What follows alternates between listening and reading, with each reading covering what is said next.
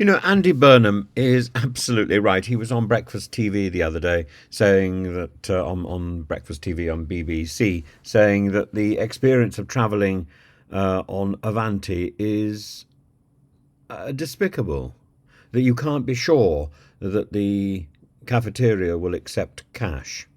Or cards. You can't be sure that the cafeteria will accept cards. You can't be sure that the loos are actually going to be working. You can't be sure of getting a seat, although you're paying an exorbitant price. You can't be sure that the train is actually going to run, or even run on time. So the whole thing, the trains between London Euston and Piccadilly and Manchester Piccadilly are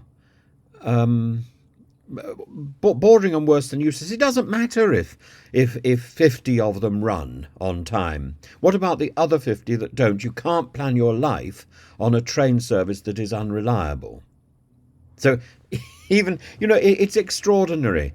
You ought to do a plan of whether or not over a year you're hitting 50% of your schedule. And if you're not, well, then you're not producing a decent service. And even that is the sort of grade C of the service.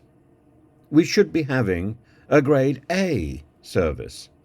We were the people who started the train system, and we can barely manage to get a train to crawl along the track and to keep not only the customers happy, but the staff happy.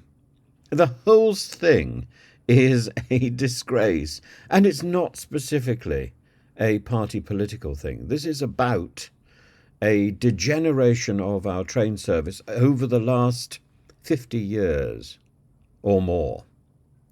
And it's about failing to plan ahead. It's failing to take the big decisions about ensuring that we have that we meet the needs of our community, the needs of people to get to work, the needs of people who want to travel from one part of the country to another, the needs of people who don't have cars or can't drive for one reason or another, the needs of students to get around.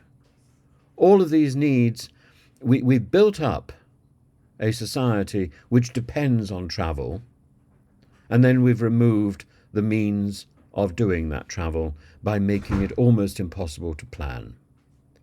And the ticketing system that we've got at the moment is inchoate. It's chaotic and disjointed. And part of that is because it's been allowed, the management of the trains has been allowed to produce cack-handed ticketing that I don't think any other country in the world operates. And yes, it's perfectly reasonable to have options and to have special deals, but but when it costs you more to get to a place on by one route rather than another, by a simple route that would take you an hour to travel, is often more expensive in our train system than a route which would take you where you could actually go quicker, where you could get there faster. So a half-hour journey is more expensive than an hour journey. A route from, for example, a route from Rugby to Cambridge, terribly difficult to get to, unless you go through London. If you go through London, you've got to negotiate the tube and all that sort of stuff.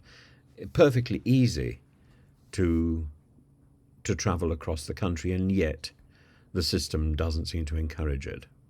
It is possible to do, by the way. And as you move further up England, it becomes harder to go east, west, west, east, and all travel seems to go north, south before you can. It's just madness, utter madness. And I think Andy Burnham is right.